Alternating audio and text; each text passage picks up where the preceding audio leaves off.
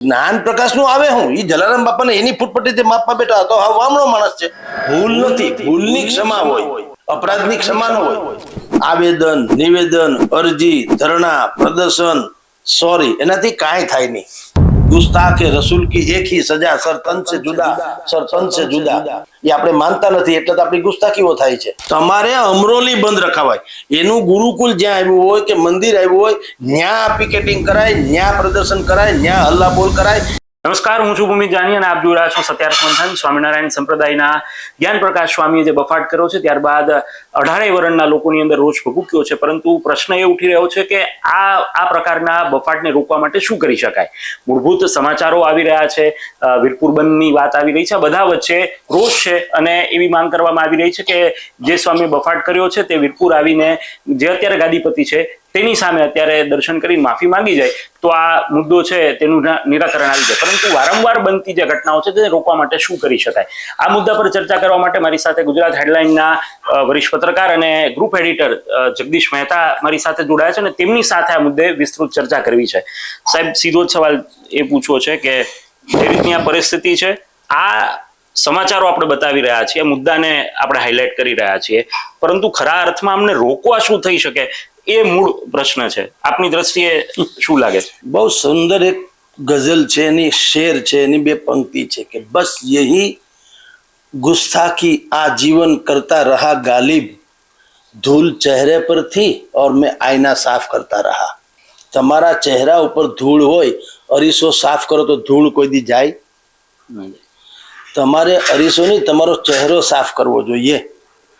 જેણે આ ગુસ્તાખી કરી છે એ અમરોલીના જ્ઞાન પ્રકાશ સ્વામીને પરચો બતાવવો પડે. જેમ જલારામ બાપાના પરચા અત્યાર સુધી છે એ પરચો ઇન્વર્ટેડ કોમામાં, ત્યાં વગર આવું કશું જ અટકવાનું નથી. હજી ઈ તો હળગે જ છે. ત્યાં બીજા એક સ્વામી પ્રગટાને એને વળી કાળ ભૈરવને અડફેટે લીધા. હાલાકી આ બધા મચ્છરો છે, આ તુચ્છ જીવો છે, એના કેવા માત્રથી ન જલારામ બાપાની ગરિમા ઘટવાની, ન બ્રહ્મા વિષ્ણુ મહેશની ઘટવાની. આ તો આદિ અનાદિ કાળથી છે. હું સૂર્યની સામે મીણબત્તી પટાવું તો મૂર્ખ હું ગણાવ, સૂર્ય નહીં. હું આમ ઓઢી જાઉં, માથે આમ રાખું, સૂર્ય નથી ઉગ્યો તો આખી પૃથ્વી શું કે તમારી આંખે પાટા બાંધ્યા, કારણ કે ઓલો તો હાવ જ ઉગ્યો છે. એટલે એના કહેવાથી કાંઈ ઘટતું નથી, હકીકત છે. પણ એ લોકો બુદ્ધિપૂર્વક સાજિશ તહેત આ બોલી રહ્યા છે. આ બોલવા પાછળનું એક રાજકારણ છે, અર્થકારણ છે અને સકારણ છે. આ ભૂલ નથી, ભૂલની ક્ષમા હોય, અપરાધની ક્ષમા ન હોય. જે લોકો સ્વામી સચ્ચિદાનંદ મહારાજે કીધું છે ઉચિત લોકોનું યોગ્ય સમયે સન્માન, મરણોત્તર નહીં, ઉચિત લોકોનું યોગ્ય સમયે સન્માન અને દોષિતોનું ધડારૂપ અપમાન જે ન કરે એ સંસાર કે સમાજની કોઈ ભવિષ્ય હોતું નથી. અમરોલીના જ્ઞાન પ્રકાશજીએ બફાટ કર્યો પૂજ્ય જલારામ બાપા ઉપર, તો અહીંયા વીરપુર બંધ રાખ્યું. લે એટલે અમરોલી બંધ રખાવો, અમરોલીનું ગુરુકુલ બંધ રખાવો, તાળાબંધી કરો અને એને કયો ને. અને હું તો કહું જે રીતે જનતા, જે રીતે જનતાની અદાલતમાં લઈ આવો, જનતા એનો ફેસલો કરે, કારણ કે તંત્ર તો કંઈ કહેતું નથી.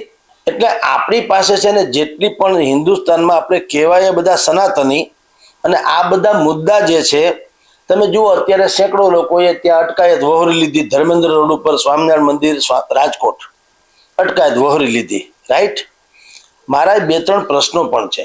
પહેલી વાત તો એ કે આવા બધા તિકડમબાજી કે આવી બધી ગતિવિધિઓથી આ આખી જે સાજિશ છે એ ક્યારેય અટકવાની તો છે નહીં જી, કારણ કે આ પેલો બનાવતો છો નહીં. આની પહેલા અનેકો સાધુ સંતો જેને સ્વામિનારાયણ સંપ્રદાયના કોઈ પણ ફિરકાના હોય, 14 ફિરકા છે અલગ અલગ, બાપ્સ ને ફલાણું ઢીકણું ને એ બધું છે, વડતાલ ગાદી ને કાળુપુર ગાદી ને ગઢડા ને ફૂગણું ઘણું બધું છે. સામાન્ય જનતાને એટલી ખબર પડે ભગવા લુગડા પહેરે, અમુક પ્રકારની જે પાઘડી પહેરે છે સ્વામિનારાયણ સંપ્રદાયના સાધુ, વાત પૂરી. કારણ કે એમાં ભાઈ ભાગ જેવું થયું. તો સવાલ એ છે કે તમારે આને અટકાવવા માટે શું કરવું જોઈએ? આ ખોટું છે. વીરપુર બંધ ને આવેદન, નિવેદન, અરજી, ધરણા, પ્રદર્શન, સોરી એનાથી કાંઈ થાય નહીં. ભૂંજો પાપડે ભાગે નહીં, હરામ બરોબર કાંઈ થાય એની અસર થતી હોય તો. એટલે વીરપુર 2 દીની 20 દી બંધ રાખો તો એમાં જ્ઞાન પ્રકાશનું શું જાય? એ તો વેપારીઓને બિચારા નુકસાન જાય. તમારે અમરોલી બંધ રખાવાય. એનું ગુરુકુલ જ્યાં આવ્યું હોય કે મંદિર આવ્યું હોય ત્યાં પિકેટિંગ કરાય, ત્યાં પ્રદર્શન કરાય, ત્યાં હલ્લા બોલ કરાય, ત્યાંથી સ્વામીને લઈ આવાય અને ઢહળીને કહેવાય અહીંયા આવીને ક્ષમાયાચના કરે ને લેખિતમાં કે આવું ભવિષ્યમાં નહીં થાય. અને તંત્રની પણ ખાતરી લેવામાં આવે, કારણ કે આ તો કાયદો અને વ્યવસ્થાની પણ એક સ્થિતિનું નિર્માણ કરે છે. નહીં તો ધાર્મિક હોય તો તંત્ર એમ કે અમે લોકો આમાં કાંઈ જાણીએ નહીં, તો બધું શ્રદ્ધા લાગણી છે, પણ કાયદો વ્યવસ્થાની પણ વાત તો જાય છે ને. ચોક્કસ. કાળાવારે કોઈક સંતને ટાપલી દાવ કરે કે કોઈક ઇધર ઉધર કરે, આ તો આપણે છે.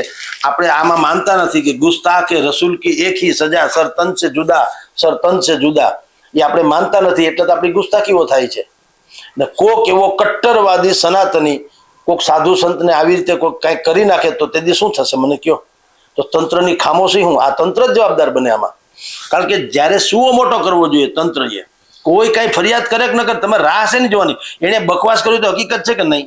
સાચી વાત. જલારામ બાપાનું તમે આંકલન કરો. હું એમ કહું કે અમિતાભ બચ્ચનને હું એમ કે અભિનેતા માનતો નથી, તેંડુલકરને હું ક્રિકેટર નથી માનતો, લતા મંગેશકરને હું એમ કે ગાયિકા નથી માનતો. મારું આવે હું તને તારો કાળો કાગડો તને ઓળખતું નથી તો જ્ઞાન પ્રકાશનું આવે હું? એ જલારામ બાપાને એની ફૂટપટ્ટીથી માપવા બેઠા તો હા વામણો માણસ છે.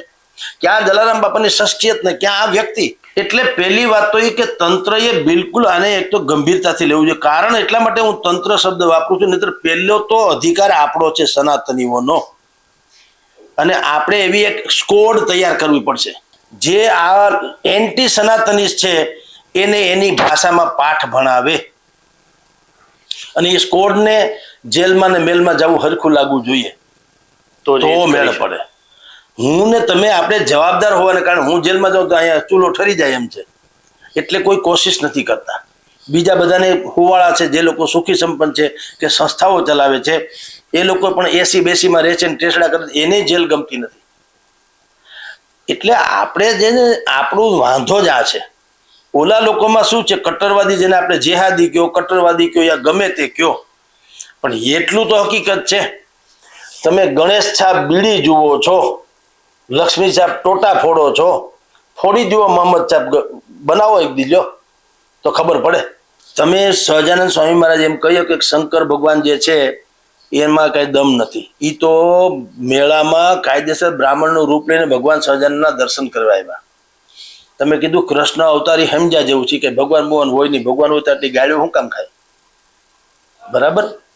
તમે એમ કહો છો કે હનુમાનજી પટાવાળા હતા સહજાનંદના, બોલો, અને એ પાછું તખ્તીમાં મૂક્યું. ભલે એ સેવક શબ્દ, સેવકનો ગુજરાતી હા બરાબર, એમ તો અંગ્રેજોના વખતમાં સેવક જ હતા, આપણે ગુલામ કહેવાય. હવે આ બધી તખ્તી એણે ત્યાં મૂકી છે ને હજી છે. આપણે તો છોડો, રઘુવંશી સમાજ છોડો, સનાતની છોડો, સંસારી લોકો છોડો, જેનો ધંધો કયો અથવા તો જેનું જીવન કયો, રામ નામ કે સનાતન ધર્મના આધારે જેનું અસ્તિત્વ છે, સનાતન ધર્મના પ્રચારાર્થે જ એની તો રોજગારી પણ એના ઉપર છે, આજીવિકા એના ઉપર છે ને જીવન એ ખરપાવી દીધું. દાખલા તરીકે પૂજ્ય મોરારીદાસ હરિયાણી, રમેશભાઈ ઓઝા, જિજ્ઞેશ દાદા ઇત્યાદિ ઇત્યાદિ, આમાંથી કોઈનું લોહી વિકલ્યું? જે સનાતનના નામે તો પ્રચાર કરે છે લોકોને, એના ઉપર તો એની આજીવિકા કયો તો આજીવિકા, અને એ એમ કહેતા હોય કે અમને આજીવિકા નહીં, હું તો આ ધાર્મિક પ્રચાર કરું તો ધન્ય હો, ચાલો તમને અમારા શબ્દો અમે લઈ લઈએ, તમારા આજીવિકા નહીં, તમે ઉપકારી છો, હાલો અનંત ઉપકારી, હાલો માની લઈએ. પણ તમને એલા તમારા માવતર કહેવાય ને, આનાથી વિશેષ માવતર ક્યાં હોય? તમને તમારા મા બેન ઉપર ગાળું દો, તમે હું 6 મહિના પછી ઝાપટ મારશો? તમારા મા બાપ ઉપર ગાળું દો, તમે કલેક્ટરને આવેદન પત્ર દેવા જાઓ? તમારા માવતર પર કોઈ ગાળી દે તમે શું કરશો? ધરણા પ્રદર્શન ગાંધીજીને પુતળા હેઠે કરશો કે ઝાપટ મારશો સામે વાળાને ફટાક કરતી? તો ઉદ્યમેન હિ સિદ્ધ્યંતિ કાર્યાણી ન મનોરથે હિ નહીં સુપ્તસ્ય સિંહસ્ય પ્રવેશ્યંતિ મુખે મૃગા. હરણા ઉડીને સિંહના મોઢામાં ન આવે. તમારે શિકાર કરવો જ સિંહને પણ ઉદ્યમેન હિ સિદ્ધ્યંતિ કાર્યાણી, મહેનત કરવી જ પડે, તમારે પરચા બતાવવા પડે. સાહેબ એક પ્રશ્ન એ પણ ઉઠી રહ્યો છે કે વારંવાર એ જ્ઞાન પ્રકાશે એવું કહ્યું કે અમે તો આ લખેલું છે ને અમારા પુસ્તકોની અંદર છે, તો એક હવે એવી મુહિમ પણ ચાલવી જેવું નથી લાગતું કે એમનું જે સાહિત્ય જે ખોટી રીતે જે અર્થઘટન કરવામાં આવ્યું છે કાં તો ઉપજાવી કાઢવામાં આવ્યું છે, એના કોઈ તથ્ય છે કે નહીં એ તપાસનો વિષય છે, પરંતુ આ એ સાહિત્ય ઉપર આવી રીતે બફાટ કરી જાય અને આવી રીતે અપમાન કરી જાય તો એના માટે શું થવું જોઈએ? મારા સમાજમાં એવી પત્રિકા મોકલું કે લતા મંગેશકર ગાયક કલાકાર નથી, મોરારી બાપુ જે છે રામ કથાકાર નથી, ભાગવત કથાકાર રમેશભાઈ ઓઝા ખોટા છે. તો મારું આવે હું મારી પત્રિકાનું ઈ ક્યાં રજીસ્ટર છે? હું તો ગમે એમ બોલું. બકબક કરવાની તો હવને છૂટ હોય કે નહીં? નરેન્દ્ર મોદીને 140 કરોડમાંથી રોજ 40 કરોડ લોકો ગાળ્યું દેતા હશે એટલે હું બાંધવા આવે? એનું કદ ઘટ્યું? જરાય નહીં. પુસ્તક બાળવાથી નહીં થાય, એના વિકાર બાળવાથી મન થાય. એના મનમાં જે છે ને ઈ પુસ્તક તો બાળો કે ક્યાં ફરક પડતા હે? ઈ તમારી પાસે એક માત્ર ઉકેલ છે. કાં તમે સર તનસે જુદા જેવી કડક કાર્યો કાપી નાખો નથી કહેતા, પણ એને ધડારૂપ સજા કહું છું. ધડારૂપ સજા કાં કરો, એ તમારામાં ત્રેવડ ન હોય કે તમારી તૈયારી ન હોય તો એક સૌથી મોટું જે મહાત્મા ગાંધી કહેતા ને એના જેવું છે, અવગણનાથી મોટો કોઈ ઉપચાર નથી હોતો. બહિષ્કાર. અંગ્રેજો જુલ્મી હતા તો એણે કીધું અમારે મીઠા ઉપર ટેક્સ નાખ્યો, ફલાણા એણે કીધું ન દેવો, બહિષ્કાર માન નાખો, ન દેવો ટેક્સ લ્યો. કેટલાકને જેલમાં પૂરશો, વયા ગયા ને ગાડલા પોતલા લાખીને વયા ગયા કે નહીં અંગ્રેજો?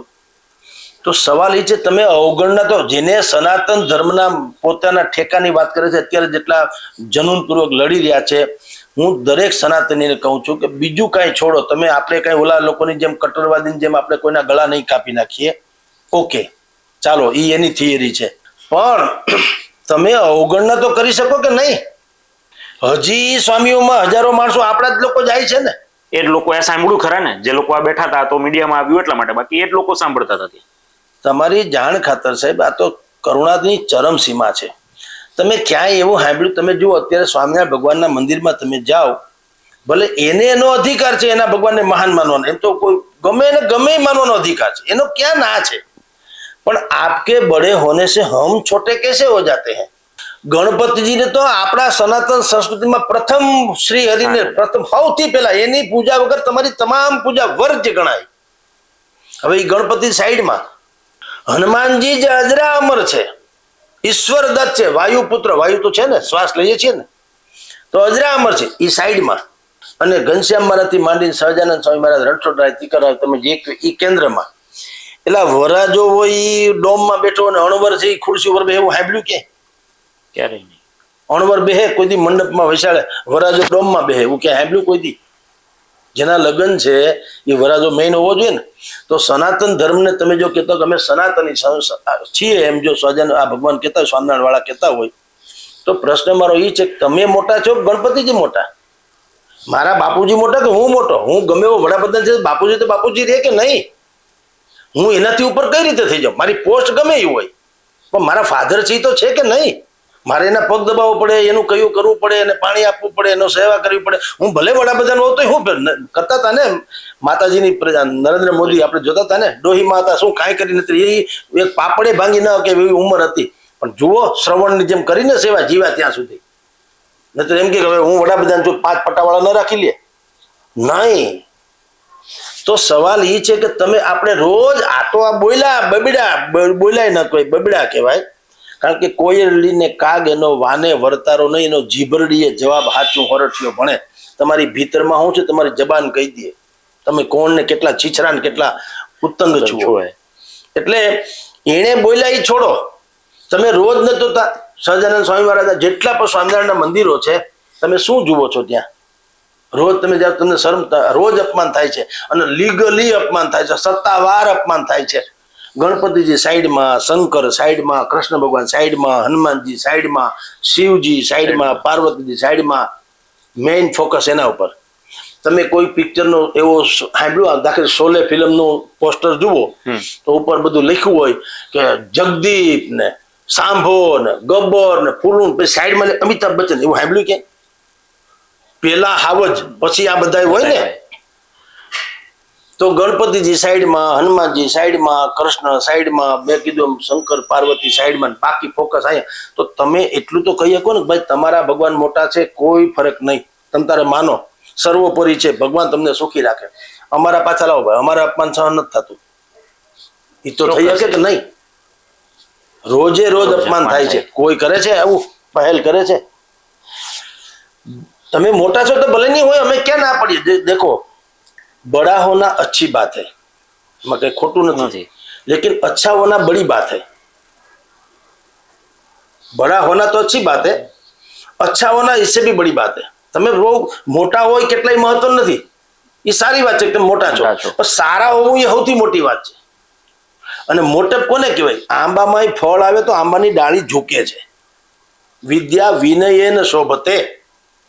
આમ હાંગડું થઈ જાય નહીં, કોઈ આંબામાં કેરી આવે તો આમ ઊંચું નથી જતું. ઈશ્વર તમારી પાસે કંઈક આપે ને, ફળ, રસ, ગુણ, જ્ઞાન, જે કાંઈ તમારામાં આરીપોત કરે ને, એ ક્યારે ખબર તમે કેટલા મોટા છો ને, એ ક્યારે ખબર તમે કેટલા નાના માણસોના વાત સાંભળી શકો છો, સમજી શકો, ત્યારે ખબર તમારે મોટપ કેટલા છે.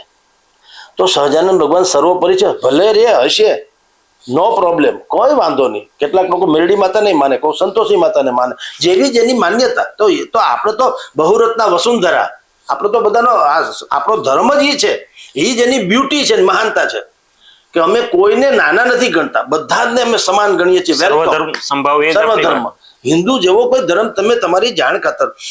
મહાભારતમાંથી તમે દ્રૌપદીને કાઢ લ્યો, રામાયણમાંથી સીતાને કાઢ લ્યો, વૃક્ષમાંથી પીપળાને કાઢ લ્યો, પ્રાણીમાંથી તમે સિંહને કાઢ લ્યો, પશુમાંથી ગાયને કાઢ લ્યો, નદીમાંથી ગંગાને કાઢ લ્યો, પર્વતમાંથી હિમાલયને કાઢ લ્યો, કાંઈ વધે નહીં.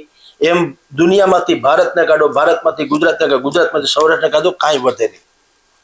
આપણે તો મહાન છીએ જ, એ રીતની સંસ્કૃતિમાં પલપા છીએ.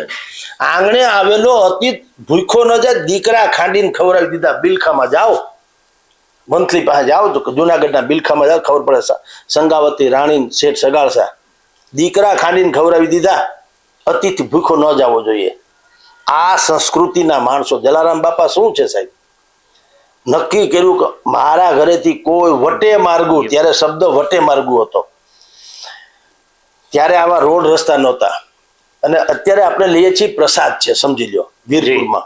હવે કોઈની અન્નની બહુ ભૂખ હોય ને ખાવા જાય એવા લોકો ઓછા છે, કારણ કે ખવડાવવા વાળા વધી ગયા છે. એટલે હવે જે છે તમે ને હું પ્રસાદ લેવા જઈએ છીએ. પણ તમે જુઓ, આટલા ભયંકર હળાહળ કળી કાળમાં પણ 1 રૂપિયો લીધા વગર તમને જમાડ્યા. ચમત્કાર નથી? ચમત્કારને હું હિંગડા ઉગે? મારે ને તમારો પગાર છે તો ડૂકી જઈએ છીએ આખર તારીખમાં. હપ્તો નથી ભરી શકાતો, ઘઉં નથી લઈ શકાતા, તેલમાં કે 2 મહિના જાળવા જાજો, ડબ્બો ન લ્યો, 2 કિલો લેજો. કોકને લેવા દીધા ના હોય તો ભાઈ સાહેબ માફ કરજો, 2 મહિના પછી આપીશ. આપણે ડૂકી જઈએ છીએ સત્તા પગારે. અવડું મોટું છે, પગાર છે, નોકરી છે, બધું છે, રેગ્યુલર છે, છતાંય મેળ નથી પડતો. અને 1 રૂપિયો તમારો ત્યાં ના પડી, કૃપયા કોઈએ દક્ષિણા, દાન દક્ષિણા મૂકવી નહીં. આ દુનિયાનું પેલું મંદિર છે જ્યાં ના પાડવામાં આવે છે, ભાઈ સાહેબ કોઈ મૂકતા નહીં. અને જમવાની હા હરિહર, બધાને બેસી જાવ જમવા. તો આથી ચમત્કાર, બીજું ચમત્કાર ને થોડા હિંગડા ઉગે. હવે આવા તમે કોઈ સ્વામિનારાયણ મંદિર બધી જ જગ્યાએ છે, પ્રેમવતીઓ બનાવી છે ને, પૈસા દઈને ખવડાવવાનું મફત છે. 1 રૂપિયો કોઈ ઉઘરાવવાનું કેજો કે ઉઘરાવો તો ફટ છે મને કયો જી, આગળ ડૂકી જાઓ. અને આ હરવાણી કોઈ દી અટકતી નથી. તળ હાજા હોય ને, ગામડા ગામમાં તળ હાજા હોય ને કુવાના, ત્યાં તમે 4 મશીન કે મોટર મૂકો ને તો એક ઇંચે પાણી આમ ન જાય. જેટલું ખેંચો ને એટલું બધું તળમાંથી પાણી પાછું આવી જાય. એને એ કોઈ દી હુકાય નહીં. પણ છીછરા ખાબોચિયા હોય ને, એ ઘડી થઈને ડંકી કામ કરો કટક કટક, તો એ કોગળો મંડે કરવા. હવે હાવ રાખો તો ભલામણા તમે કોની સામે નીકળ્યા આ ડીંડક કરવા? ક્યાં ભગવાન દેવાધિદેવ શંકર, ક્યાં બ્રહ્મા વિષ્ણુ મહેશ, ક્યાં આદિ અનાદિ કાળથી પરમ પૂજ્યથી સૌથી પ્રથમ પૂજાતા ગણપતિજી. કર્પૂર ગૌરમ કરુણાવતારમ સંસાર સારમ ભુજગેન્દ્ર હારમ સદા વસંતમ હૃદયાર વિંદે ભાવમ ભવાની સહિતમ નમામી મંગલમ ભગવાન વિષ્ણુર મંગલમ ગુરુડધ્વજ મંગલમ પુંડરી કાક્ષ સર્વ મંગલા યતનો હરિ વક્ર તૃંડ મહાકાય સૂર્ય કોટી સમપ્રભ નિર્વિઘ્નેમ કુરુમે દેવ સર્વ કાર્ય સર્વદા. દેવાધિદેવના કાર્ય પણ જો નિર્વિઘ્ને પતા હોય તો ભગવાન શ્રી ગણેશને સૌથી પહેલા આહવાન કરવું પડે. હવે આ તો આદિ અનાદિકાળથી આવે છે, એને તમે લખેલું તો છે નહીં જી. તો ભલામણ તમે એમાં ડાયવર્ઝન કાઢો, ક્યાંથી તમારો મેળ પડે? પણ આ બધું થાય છે એટલા માટે થાય છે કારણ કે આપણી જેટલી સનાતન સંસ્કૃતિના આપણે જે લોકો વાહક હોવાનું કહીએ છીએ, ધારક હોવાનું કહીએ છીએ, આપણામાં બહુ ખામી છે સાહેબ. આત્મમંથન વગર જિંદગીમાં કોઈ દી ક્યાંય તમને અમૃત નહીં મળે. ફેબ્રિકેટેડ વાતોથી ક્યાંય ગલગલિયા કરો, તમારા હાથે ગલગલિયા કરો, થાય નહીં થાય. હું તમને અડું તો થાય, નહીં તો સૌને પોતાના હાથ છે. તમારે મારે શાહબુદ્દીન રાઠોડનો કેસેટ સાંભળવાની ક્યાં જરૂર છે હસવા માટે? આ હાથ કરો જી, નહીં થાય. એ જે થતું હોય એ થાય. કોક અડે તો તમને ગરબડિયા થશે. આ એના જેવી વાત છે. તમારે કાંઈક કરવું પડશે. તમારે એટલે આપણે સનાતને આપણે લોકોની જેટલી પણ શક્તિ છે ને બધી સહન શક્તિમાં ખપી ગઈ. આપણે જ ઠેકો લીધો, કાયદો હાથમાં નહીં લઈએ. આપણે જ ઠેકો લીધો, ગાંધી ચિંતા માર્ગે આપણે જ ઠેકો લીધો, પ્રદર્શન કરીશું. આપણે જ ઠેકો લીધો, વીરપુર બંધ આપણે જ ઠેકો લીધો, અમે આવેદન પત્ર આપણે જ ઠેકો લીધો, અમે ધરણા કરશું, આપણે ઠેકો. અમે અરે ધૂળ પડી તમારામાં. એમ હાલતા હશે કાંઈ? તમે સરહદ ઉપર જાઓ, સરહદ ઉપર ને ધોતિયું પહેરીને કબૂતરા ઉડાડો, લ્યો શાંતિ સ્થાપવી હોય તો ઉડાડો કબૂતરા. બધા શાંતિ ભાઈ હો, આમ મજા કરજો, તોફાન ન કરાય, અહિંસા પાળવી જોઈએ, એકબીજાએ શું કામ એકબીજાને મારી નાખવા જોઈએ. આ અવતાર આપ્યો છે આટલી કરોડો યોની પછી, બરાબર, શાંતિથી જીવો. કાં કબૂતરા નથી ઉડાડતા? શું કામ સૈન્ય રહે? શું કામ તોપના ગોળે મારી નાખે છે? કારણ કે અહીંયા એ જ ભાષામાં વાત થાય. જેને જે ભાષા સમજાતી હોય ને ભાષામાં વાત કરવી જોઈએ. એક જૈન સાધુએ કીધું કે તમારે તમારી વાત કરવી હોય ને તો તમારી ભાષામાં કયો. પહેલા એને કે ભાઈ અમે કંઈક આવું કહીએ છીએ, એ ન સમજે એને એની ભાષામાં કયો. એ કઈ ભાષામાં સમજે છે એ ભાષામાં સમજાવો તો આનો અંત આવશે. નહીતર આ અંત નથી. આપણે હાલ તુરત આપણે કહીએ હાલ તુરત આ મામલો થાળે પડે. હાલ તુરત નહીં, કાલ તુરત પરમદી બીજો કોઈક જીન પેદા થશે.